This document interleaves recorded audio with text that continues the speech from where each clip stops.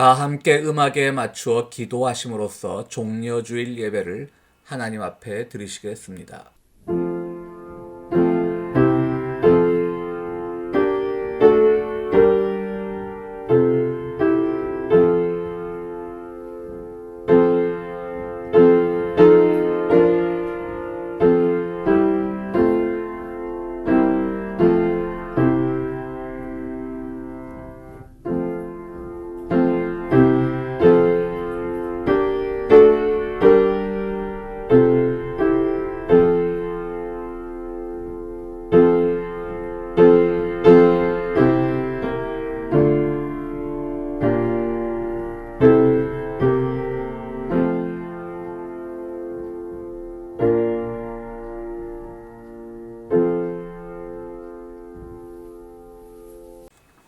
오늘은 인도 시인 타고르의 기도를 함께 낭송하시겠습니다.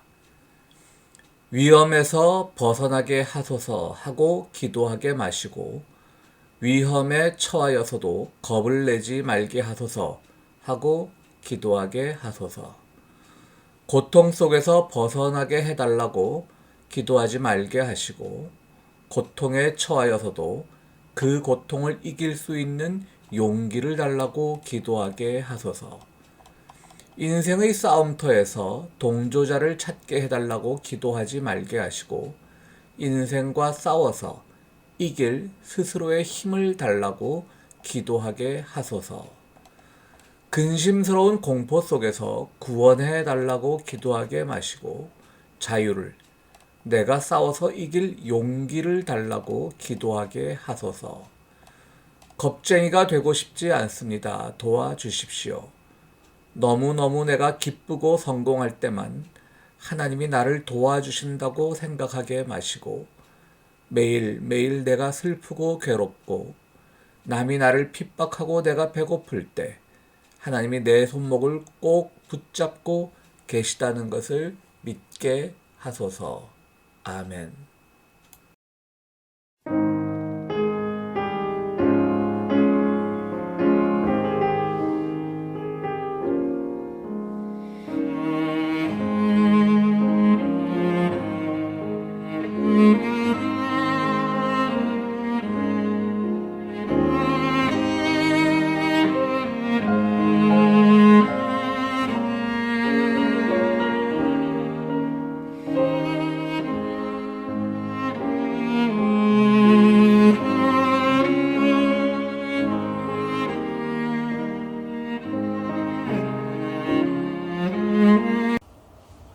한 주간도 평안하셨습니까? 오늘 거룩한 주일 또 우리가 예배 자리에 있습니다.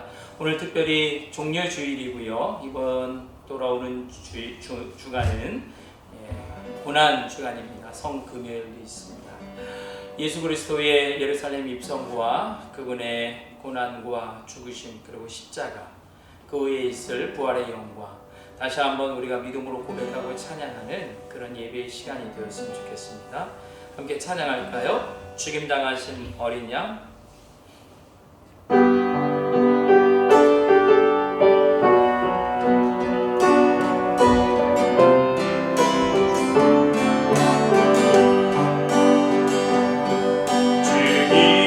죽임당하신 어린 양 모든 족속과 방언 백성과 나라 가운데서 우리를 비롯사서 하나님께 드리셨네. 죽임당하신 어린 양 우리 그를 알아와 제사장 삼아 주셨으니 우리는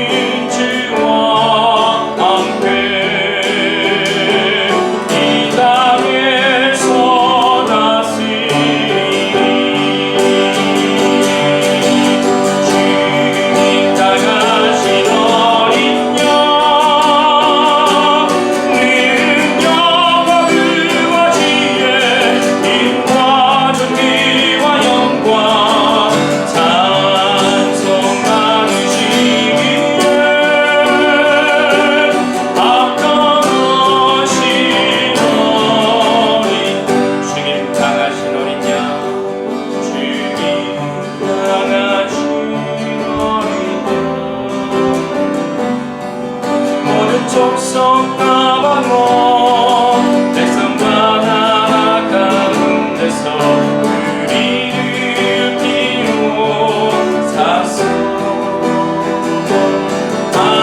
하나님께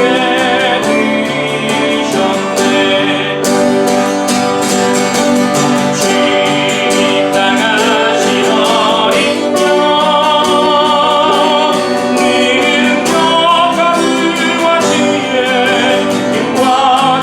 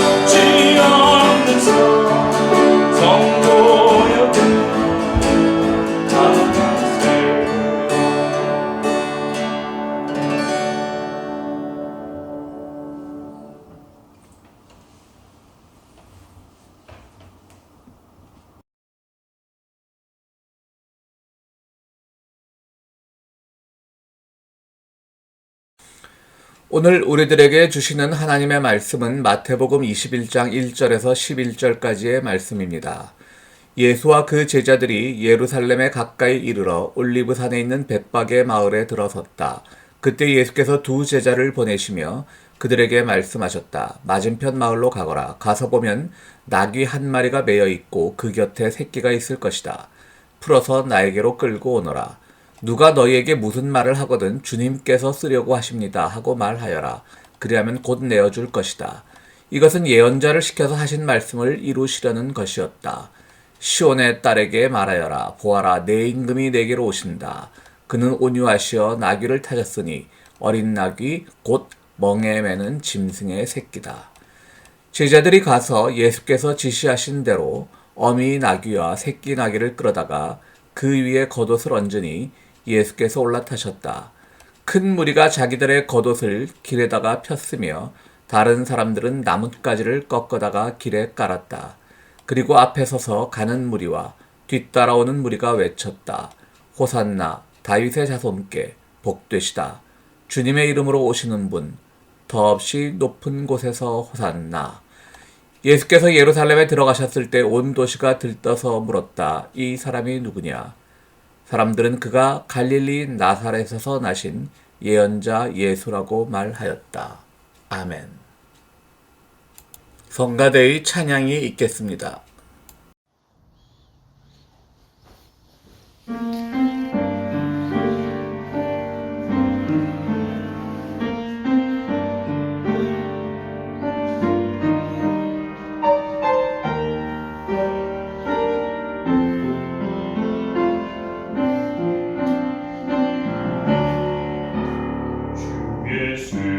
예수님 날 위해 갈보리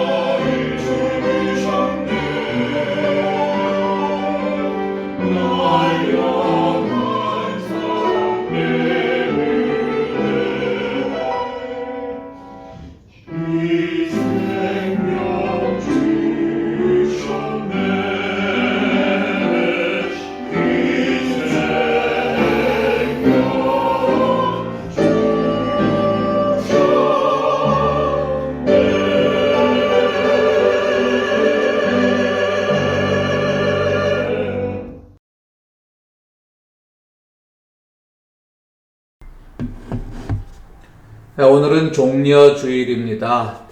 우리가 교회력을 지키죠. 사순절, 종려주일, 부활주일, 고난주간, 또 성령강림주일, 삼위일체주일, 성탄절 이렇게 많은 교회력들을 지키는데요. 교회력은 초대교회 때부터 전통적으로 내려오던 하나의 교회의 약속된 날짜입니다. 우리 개인의 삶으로 따지자면 생일이나 각종 기념일 같은 것이죠. 물론 교회력에 임하는 태도는 신교와 구교가 차이가 있습니다. 구교는 보다 더, 즉 카톨릭은 보다 더 교회력에 많은 의미를 부여하고요. 우리 신교 전통에서는 그때 어떤 교회력에 따라서 어떤 의례를 행하고 어떤 본문 말씀을 읽고 하는 그런 약속은 되어 있지만 그것이 꼭 지켜져야 될, 아주 의무적으로 지켜져야 될 날들은 아니라고 하는 것입니다. 물론 부활절과 성탄절은 하나의 약속된 날입니다. 부활절은 유대, 이스라엘 전통의 6월절, 주님께서 6월절 때 십자가에 달리셨으니까요. 그건 성경에도 나오는 얘기죠. 그 밖에 종려주일 이런 것들은 성경에 나오는 사건을 우리가 이제 추론을 해서 만든 날짜지만요. 부활절은 6월절 때 일어난 일이기 때문에 오늘날 이스라엘의 6월절 날과 비슷한 날을 잡아서 부활주일을 지키고 있습니다. 성탄절도 물론 그것이 역사적으로 그날 꼭 주님이 태어났다라고 말하는 건 아닙니다. 그러나 초대교회 때부터 이 날이 주님이 태어난 날이라고 우리가 약속을 했기 때문에 그날 지켜지는 것이고요. 나머지 이제 교회력들은 하나의 교회의 그냥 기념일 정도로 생각하면 되겠습니다. 종려주일은 한 4세기 후반부터 지켜졌다 그래요. 그 당시 풍습은 주님께서 이제 종려주일, 즉 고난주간에 예루살렘에 입성하시기 전에 사람들이 종려나무 가지를 흔들면서 막 주님께 호산나 외치면서 환호하지 않았습니까? 그것을 기념하는 주일이어서요. 그 당시 전통은 이 교회에서 저 교회까지 서로의 교인들이 종려나무 가지를 흔들면서 거리를 행진하는 그런 풍습이 내려오던 것이 종려주일로 굳어졌다고 합니다. 교회력에 대해서 오늘 제가 설교를 시작하면서 이렇게 말씀을 드리는 이유는 이번 올해 따라 유독 이 종려주일이란 말이 저에게 낯설게 느껴져서 그렇습니다. 종려주일, 왜 종려주일이라고 말씀드렸죠? 주님께서 여리고, 오늘은 또 bet박의 마을이라고 이렇게 되어 있고요. 그 근처 마을을 지나시면서 이제 예루살렘이 바로 코앞에 와 있으니까 이제 예루살렘, 승리의 주님이 예루살렘을 정복하기 위해서 그곳으로 입성하신다. 유대교의 본산, 온갖 기득권의 본산, 그곳에 이제 진입하신다. 그런 환호의 사람들이 들떠 있어서 종려나무 가지를 흔들었던 것이잖아요. 그래서 종려주일이라고 우리가 이름 붙이는데 바로 부활주일 하루, 일주 전주일을요. 근데 올해는 유독 저에게 낯설게 느껴지더라고요. 그래서 낯설게 느껴져도 괜찮다. 이단 아니다. 하나의 이 교회력은 우리가 생일이나 무슨 기념일 지키는 것처럼 그런 날이지, 그거 안 지킨다 그래서 생일이 의미 없어지는 건 아니고 무슨 기념일이 의미 없어지는 건 아니잖아요. 그래서 제가 좀 교회력을 소개를 길게 했습니다. 왜 종려주일이 낯설게 느껴지냐면요, 올해 따라 종려주일은 주님을 막 환호하는 거예요. 그리고 주님이 우리에게 승리를 가져다 주기를 막 바라는 행사예요. 그래서 호산나, 주님 우리를 불쌍히 여기시고 우리를 구원하소서 하면서 막 종려나무 가지를 흔들어요. 그런데 또 재밌는 것은 오늘 우리가 읽은 마태복음 본문에는요, 나뭇가지를 흔들었다라고 하지 요한복음에서처럼 그 나무가 종려나무 가지였다라고는 나와 있지 않아요. 그래서 저는 이게 종려주일이라고 꼭 이름을 붙여야 되나? 종려주일에서 이 종려나무는 사실은 아주 작은 소품에 지나지 않는데, 아주 작은 물건에 지나지 않는데 왜 초대교회가 종려주일이라고 이름을 붙였을까? 그래서 낯설게 느껴져요. 그래서 저는 좀 발칙한 상상이라고나 할까요? 나귀주일로 주일 이름을 바꾸면 어떨까? 그 말은 오늘 본문에서 저는 종려나무 가지보다는 승리를 상징하고 환호를 상징하는 그 종려나무 가지보다는 이 나귀, 정말 소품 중에서도 아주 별 볼 일 없죠. 백마도 아니고 정말 아주 그냥 전투에 달려나가는 그야말로 명마도 아니고 그런 말과 아주 초라한 나귀가 오히려 이 본문의 주인공이 아닌가라는 생각에서 이렇게 제목을 좀 설교 제목을 황당하게 잡아봤습니다. 그렇습니다. 예수님이 이제 벳박의 마을을 거치시면서 제자들에게 이렇게 말합니다. 저 인근 마을에 가면 누가 나귀를 한 마리 메어 놓았을 터인데 그 나귀를 가지고 오너라. 그럼 왜 남의 나귀를 가져가려고 하십니까? 그 사람이 물어보면 주님이 쓰시겠다라고 하여라. 이렇게 말해서 그 마을에 가서 나귀를 가져왔더니 진짜 그 주인이 내어줬다는 얘기 아니에요. 나귀는 스가랴서 9장 9절에 나오는 예언을 이루려고 하는 말씀입니다. 우리를 구원할 메시아가 정말 어린 나귀 새끼, 나귀를 타고 입성하신다. 그 예언을 이루려고 하는 말이고요. 오늘 본문은 바로 그 예언이처럼 종려나무를 흔드는 이 인파들 사이에서 이루어졌다라고 하는 것을 강조하려는 본문입니다. 그런데 말씀드렸듯이 종려나무는 환호의 상징이고 주님의 승리의 상징이지만 실제로 오늘 주님께서 타고 가셨던 그 나귀, 하찮은 나귀, 말도 아니고요. 이 하찮은 나귀는 오히려 주님이 처한 신분, 주님이 지금 왜 예루살렘에 입성하시는지를 잘 보여주는 동물이긴 하지만 일종의 소품이라고 우리가 말할 수가 있습니다. 오히려 저는 그래서 나귀가 더 중요한 역할을 한다고 생각합니다. 나귀 정말 별 볼 일 없는 동물이죠. 그런데 주님은 지금 승리를 하러 예루살렘에 들어가시는 건 맞지만 그건 죽음으로부터의 승리고 그 수많은 기득권자들을 어떤 폭력이나 이런 것들로 제압하시는 것이 아니라 그들에게 정말 그들이 얼마나 잘못된 일을 하고 있는지를 일깨워 주시는 그런 상징으로서 나귀를 타고 가시는 거죠. 내가 지금 너희들을 전쟁을 통해서 이기려고 하면 얼마든지 내가 또 그 예언과는 다르지만 어디에 큰 명말을 정말 적토마 같은 그런 말을 내가 준비해 놓을 수 있어. 하지만 난 적토마 타지 않을 거야. 천리마 타지 않을 거야. 나는 나귀 같은 작은 말을 타고 갈 거야. 작은 짐승을 타고 갈 거야. 이것은 너희들에게 어떤 무력에 의한 성공, 보이는 성공, 화려한 승리 이런 것들을 보여주려고 하는 것이 아니라 정말 내가 이루려고 하는 승리는 이 겸손함 가운데서 죽음을 물리치고 부활이 되는 승리. 그 온갖 허욕과 욕망으로 가득 차 있는 그런 예루살렘의 주류들, 로마에서 파병된 그런 군사들, 빌라도를 비롯한 그런 군사들, 또 대제사장들, 서기관들, 바리새파들, 이 허위의식에 가득 찬 너희들에게 진심으로 깨우침을 주기 위해서 내가 나귀를 타고 가는 거야 라고 해서 저는 오늘 본문에 특별히 이 종려주일의 본문의 진짜 주인공은 종려나무가지가 아니라 나귀다 이렇게 생각을 해봅니다. 여러분 생각해 보세요. 특히 나귀 주인도 아주 독특한 사람이죠. 그냥 나귀를 타고 가니까 나귀를 달라고 하니까 주는 거예요. 그분은 언젠가는 뭐 성경에는 전혀 그런 얘기 나오지 않지만요. 그는 꿈에선가 어디에선가 옛 예언자들을 환상으로 봤을 수도 있어요. 그래서 그분이 가는 길이 참 힘들고 어려운 길이라는 것을 이 나귀를 제공한 사람은 알고 있었던 것이죠. 그러니까 정말 이 사람이 나귀를 제공하고 나서 이 예수님의 행렬이 승리에 가득 차고 사람들이 호산나를 외치는 것처럼 그렇게 앞으로의 그냥 영광된 날들만 기다리고 있다라고 믿은 사람이라면 야, 저 나귀 내 거야 라고 해서 아마 예수님의 행렬을 따라갔을 거예요. 그래야지 나중에 정말 승리하게 되고 그러면은 야, 저 나귀 내가 제공했어. 어때? 나 이런 사람이야. 뭐 이렇게 할 수 있잖아요. 근데 그는 조용히 성경 본문 속에서 이름도 알려지지 않고 사라져버립니다. 바로 그것이 오늘 본문의 주제인 겁니다. 주님은 환호를 원치 않으셨던 거예요. 그런데 환호하는 사람들의 심리는 뭡니까? 책임감은 없거든요. 책임지지 않아도 돼요.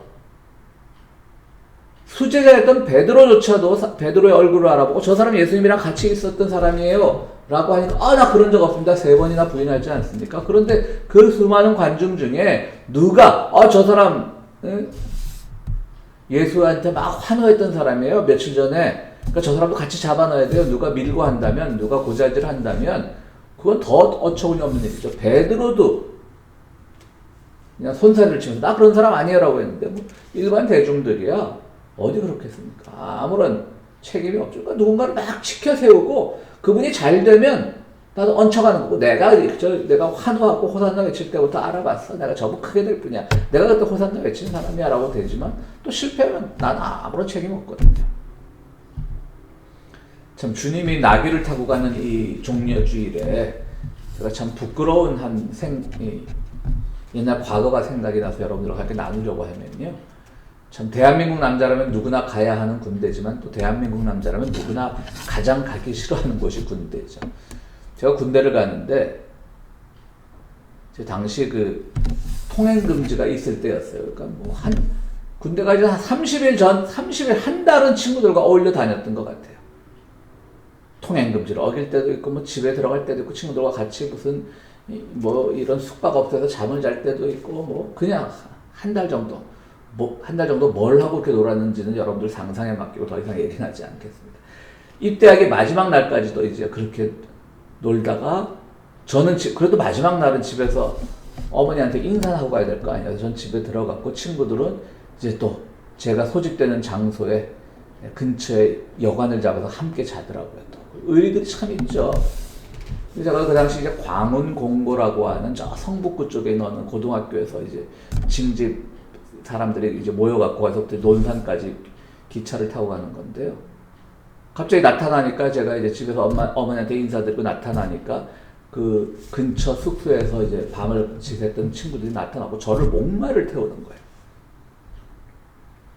그때 한 1000여 명이 함께 입대를 했는데요. 유독 저 혼자만 목마를 태우더라고요. 그러면서 막 김기대고 환호를 하는 거예요. 부끄러운 기억이라고 분명히 얘기했습니다. 자랑하는 거 아닙니다. 진짜 부끄러웠어요. 그리고 겁이 났어요, 솔직히. 저 지금 우리를 데리고 가는 그런 기관 병사들이 있는데 얼마나 저를 안이 굽게 보겠어요. 근데 친구들은 막 하지마로 막 내려오고 그랬어요. 왜냐면 당장 이제 이 친구들과 이별하고 입영열차를 타면 그때부터 이제 3년 동안 노예 아닌 노예 생활에 들어가야 되는 거니까요. 친구들은 막 하더라고요. 아니다 다를까 그 1000명이나 되는데 그 병사 거기 나려온 이제 기관 병사라 그러죠. 데리고 오는 호송 병사들이 저를 알아보더라고요. 1000명 중에 유일하게. 다른 사람이 못 알아봤을 때 저는 알아본 이유가 저 또 너무 노느라고 성별회 하느라고 머리도 안 깎고 갔거든요. 지금 이렇게 빡빡 깎았지만 머리 깎을 시간이 없더라고요. 그래갖고 유일하게 긴 머리로 입대한 사람이에요. 그 당시는 다 입대할 때 긴 머리 깎고 들어가게 돼 있었거든요. 그래서 금방 알아보고 그때부터 네가 뭔데 네가 뭐 그렇게 잘났어 그리고 막 저를 괴롭히더라고요. 그런데요 그 친구들 이름도 기억 안 나고 얼굴도 기억 안 나요. 그리고 면회온 친구들도 하나도 없더라고요. 그렇게 환호하던 친구들. 자기들은 재밌거든. 누군가를 목마 태우고 막 그 1000명 사이에서 막 뭐나 된 것처럼 휘젓고 다니고 그러면 재밌거든. 근데 막상 탄 사람은 어때요? 불안해요. 앞으로의 고생길이 열려있기 때문에. 다시 한번 말씀드립니다. 감히 종려주일에 주님과 저의 경험을 비교한 것이 외람되고 좀 하지만 좀 갑자기 오늘 설교를 준비하는데 그 생각이 나더라고요. 책임이 없는 사람들은 아무렇게나 환호할 수 있고 아무렇게나 열광할 수 있어요. 책임이 없는 사람들은 그냥 앞으로 주님의 길은 염려하지 않아요. 지금 나만 잘 되면 돼요. 어떻게든지. 나만 편하고 나만 그냥 이 순간적인 만족감을 느끼고 그럼 되는 거예요. 그러니까 예루살렘에 입성했을 때 주님이 십자가에 달렸을 때 그 호산나 외치던 사람들이 아무도 없잖아요. 그래서 많은 사람들이 그렇게 호산나 외치던 사람들이 결국 며칠 만에 예수님을 배신한 거 아니냐라는데 저는 배신이란 말은 너무 그렇고요. 그냥 대중들의 심리가 그런 거예요.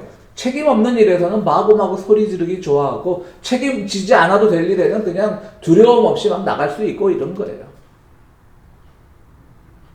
그런데 책임을 지는 일에서는 다 뒤에 빠지는 거죠. 그러니까 뭐 배신까지도 거창한 이름까지도 아니고요. 그냥 그들은 자기들이 기쁨에 차서 좋을 것 같은 앞으로 예수가 정말 물리적으로 그들을 이기고 승리의 왕이 되면 나도 좋을 감정 정도. 그러나 예수의 희생에는 조금도 동참하고 싶지 않은 마음, 예수가 실패했을 때 내가 언제 그랬냐는 듯이 돌아설 수 있는 마음, 그거는 이 예수님 당시에 이 백박의 주민들뿐 아니라 오늘 우리도 마찬가지인 거죠. 우리 신앙생활도 사실 책임 안 지으려고 하거든요. 내가 기도해서 그것이 주님의 응답인지 뭐 우연의 일치인지 몰라도 응답받으면 기분 좋은 거고 그럼 한번 주님을 찬양합니다라고 한번 기도하는 거고 그렇지 않으면 한번 그냥 실망하고 말면 되는 것이죠. 그 내가 기도한 것이 이루어지는 과정에서 자기가 져야 될 책임은 최소화하고 아주 극소화하는 게 오늘 우리 크리스천들이 살아가는 방법인 것이죠. 그래서 오늘 저는 나귀야말로 예수님이 처한 그런 초라하고 두려운 마음, 정말 겁나는 마음, 그런 것들을 가장 잘 상징하는 동물이 아닌가, 그렇게 생각을 해봅니다. 하버드대 심리학과 교수였던 윌리엄 제임스는요, 20세기 초반에 활동하던 사람이니까 꽤 오래된 사람인데요. 이 사람은 종교를 건전한 마음을 가진 종교와 병적인 마음을 가진 종교로 구분했습니다. 그럼 건전한 마음을 가진 종교가 더 좋은 것 같죠. 우리 마음이 건전해야 돼. 그런데 이분이 이제 종교 심리학자처럼 연구를 하다 보니까 어떤 결과가 나오냐면요. 사실 19세기 후반, 20세기 초반에 이르기까지 미국과 미국의 기독교는 황금기였어요. 일단 요즘 우리가 4차 산업혁명 그러잖아요. 1차 산업혁명은 우리가 잘 알다시피 증기기관이 발명이 된 거죠. 그래서 이제 많은 것들을 수송을 할 수 있고, 그것이 이제, 그리고 공장이 이제 꼭 노동력에 의해서만, 인력에 의해서만 돌아가는 것이 아니라 공장의 기계에 의해서 돌아가는 그런 것들이 이제 영국에서부터 처음 산업혁명이 일어난 거죠. 1차 산업혁명이. 그리고 2차 산업혁명은 오히려 미국에서 일어난 것이죠. 증기가 아니라 전기가 발명되면서 이제는 더 큰 기계를 돌릴 수 있겠고 더 큰 대량 생산 체제가 가능해진 것이죠. 바로 미국이 어떻게 보면 2차 산업혁명의 주역이고 그때부터 쭉 이제 이끌어오는 거죠. 3차는 이제 몇십 년 전, 제가 또 군대 얘기하네요. 군대 때 읽었던 엘빈 토플러의 그 제3의 혁명인가요?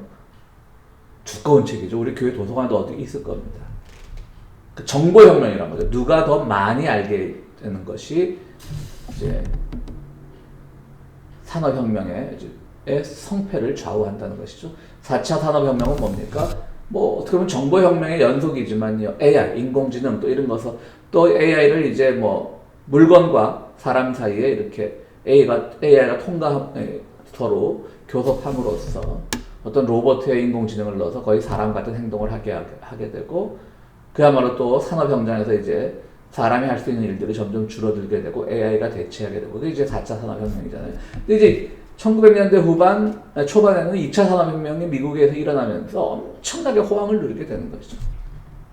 두려움이 없는 거예요. 그때부터 전쟁도 없었어요. 1차 대전이 일어나기 전까지는.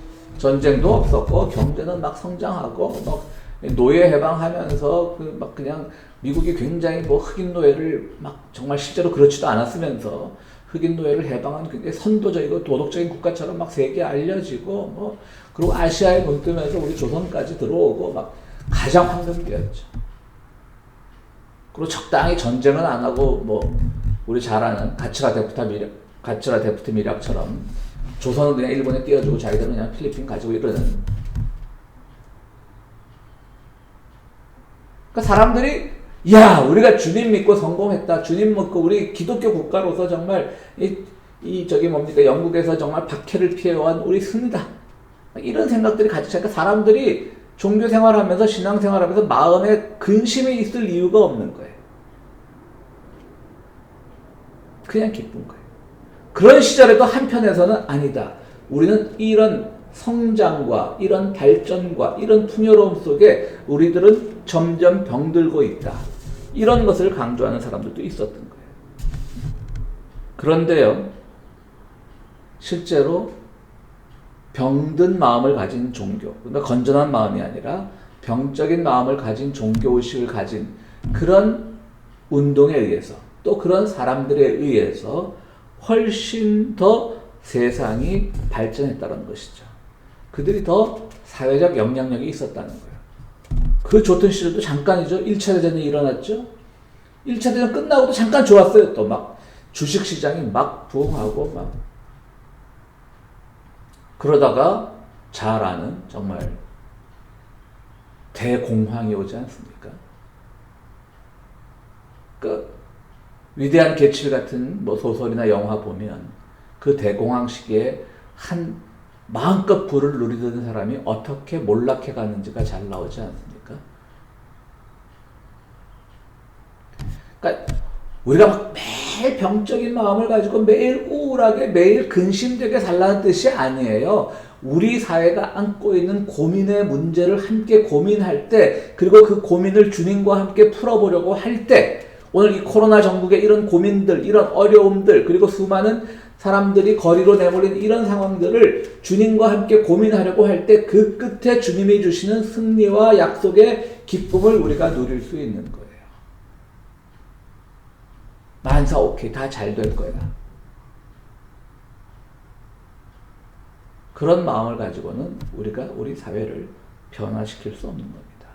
그런 점에서 나귀의 주인이나 나귀는요, 나귀를 의인화해서 말씀드리자면 나귀 주인이나 나귀는 묵묵히 지켜보는 역할을 했습니다.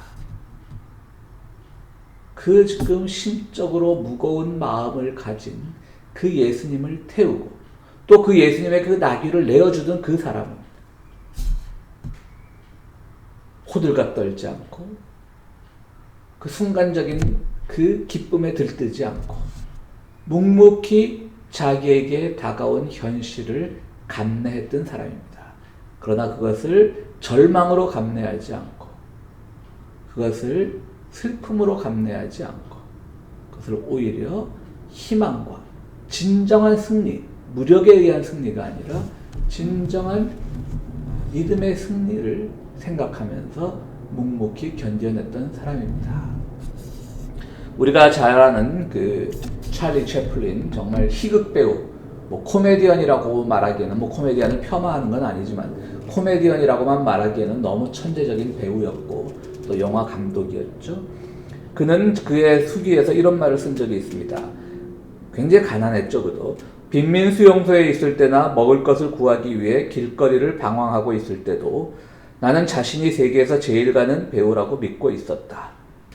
어린아이가 한 생각으로는 어이없게 들리겠지만 그래도 내가 그렇게 강한 믿음을 갖고 있었던 것이 나를 구했다. 그런 확신이 없었다면 나는 고달픈 인생의 무게에 짓눌려 일찌감치 삶을 포기해버렸을 것이다. 그러니까 묵묵히 버틴 거예요. 왜 나는 왜 나는 이 빈민 수용소에 있어야 됩니까? 라고 절망하지도 않았고요. 그렇다고 또 한 번 어떻게 영화 엑스트라로 뭐 픽업됐다 그래서 야, 내가 앞으로 큰 배우가 될 거야. 막 호들갑 떨지도 않았고요. 묵묵히 견뎌냈던 거예요.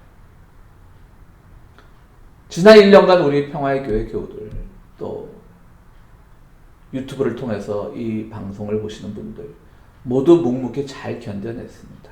이 어려운 시기를 잘 견뎌냈습니다. 그 수많은 거짓과 음모에 휘둘리지 않고 또 섣불리 우리에게 전해지려고 했던 그런 희망의 소리에도 또 휘둘리지 않고 그냥 우리가 삶의 자리에서 힘들지만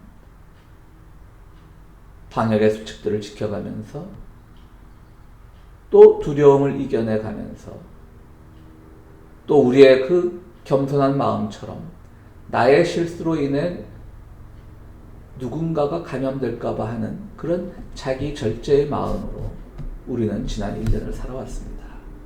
그것이 바로 주님께서 우리와 함께 하셨을 때 주는 승리의 징표이고 앞으로 우리에게 남은 삶이 얼마나 주님과 함께 진정으로 기뻐질 것인가, 환희에 찰 것인가를 보여주는 약속이기도 합니다. 믿음은 바라는 것들의 확신이고 보이지 않는 것들의 증거라고 했습니다. 바라는 것, 보이지 않는 것들입니다. 지금 내 눈앞에 보이는 막 종려나무 가지 흔들고 막 호산나 외치는 그런 보이는 것들이 아니라 묵묵하게 사라져버린 나귀를 제공한 주인이나 나귀처럼 어떤 정말 주인공이어야 되는데 주인공이 되지 않았던 그들처럼 그들의 조용함이, 그들의 희망이 증거로 나타난 것입니다. 히브리서는 그렇게 말하고 있죠. 선조들은 이 믿음으로 살았기 때문에 훌륭한 사람으로 증언되었습니다. 보이는 것은 나타나 있는 것에서 된 것이 아닙니다. 우리가 지금 우리 눈에 보이는 것으로 우리가 훌륭한 믿음의 사람의 칭호를 받을 수가 있는 게 아닙니다. 우리 보이는 것은 지난 1년 참으로 암울했습니다. 어려웠습니다. 그러나 그 뒤에 정말 보이지 않는 곳에서 묵묵히 자리를 지켜온 우리 모든 성도님들 정말 애쓰셨고 바로 그 믿음 위에 부활하신 주님의 영광이 함께 하실 것입니다. 이 시간 여러분들 모두 부활을 기다리면서 주님과 함께 묵묵히 길을 걸어가는 그런 믿음의 소유자들이 되기를 간절히 바랍니다. 함께 기도하시겠습니다. 거룩하시고 자비로우신 아버지 하나님, 주님의 은혜 가운데 저희들 지난 1년 잘 버티고 잘 이겨내고 그것이 진정한 이겨냄인 것을 우리가 알면서 그 모두가 주님의 은총이라는 것을 고백하면서 이 자리에 있습니다.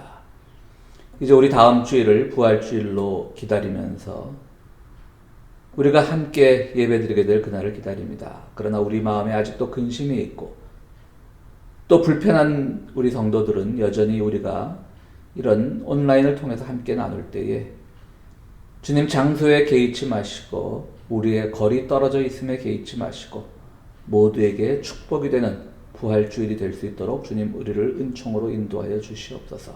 아버지 하나님, 저희들 삶의 자리에서 지난 1년 동안 잘 이겨냈습니다.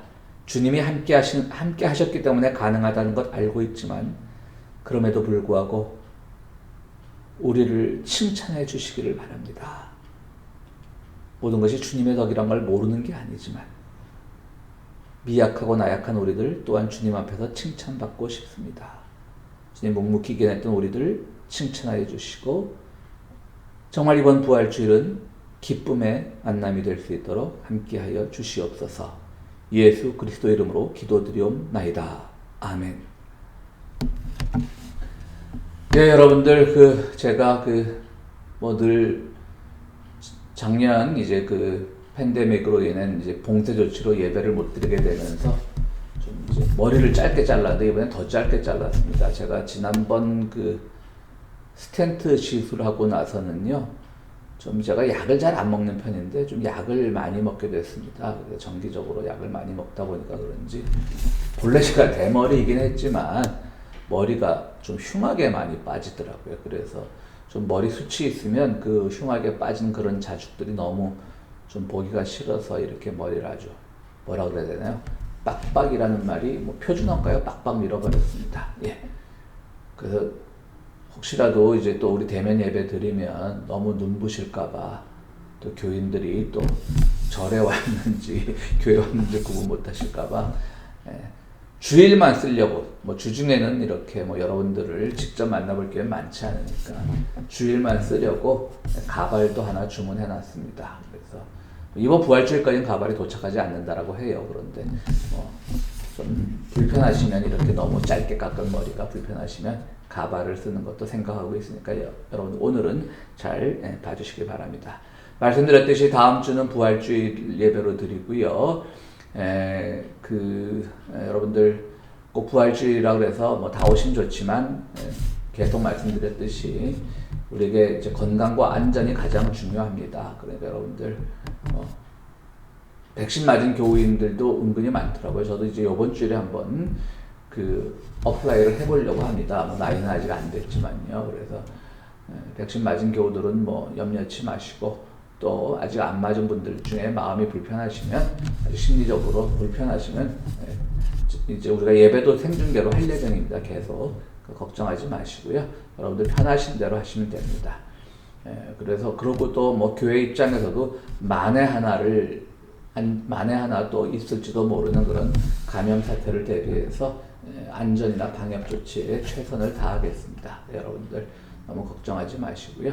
만날 수 있었으면 좋겠습니다. 그러나 혹시라도 부담이 될까봐 이번 주 중에 제가 개인적으로 이번 주에 다음 부활주일에 교회에서 뵙겠습니다. 그런 전화는 드리지 않겠습니다. 여러분들 그런 부담은 드리지 않을 테니까 걱정하지 마시고요. 하여튼 여러분들 다음 부활주일은 기억해 주시기를 부탁을 드립니다. 예, 만나면 할 얘기가 많겠죠? 예. 다 함께 기도하심으로써 예배를 마치도록 하겠습니다. 이제는 우리를 죄에서 구원하신 우리 주 예수 그리스도의 은혜와 세상 살아갈 때 늘 베푸시는 하나님의 참 좋으신 사랑과 성령님의 감화 감동하심이 정말 종려나무 가지를 흔들면서 예수님을 환영하던 그리고 환호하던 그 목소리도 중요하지만 그 목소리와 그 환호에 밀려서 묵묵히 지켜보던 나귀 주인과 나귀의 입장도 여전히 소중하다는 것을 기억하는 모든 성도들 위해 지금으로부터 영원토록 함께 하시기를 축원하옵나이다. 아멘.